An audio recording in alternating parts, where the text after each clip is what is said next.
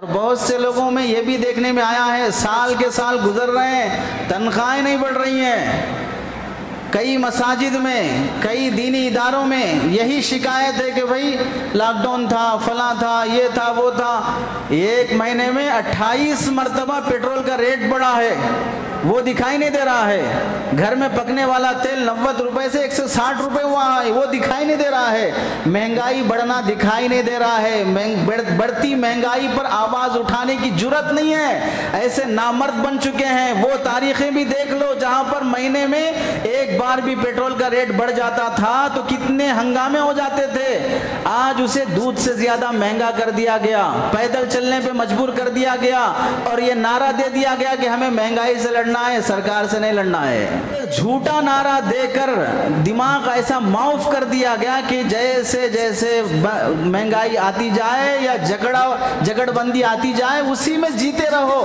कभी आंख उठाकर ना देखो कि ऊपर क्या हो रहा है।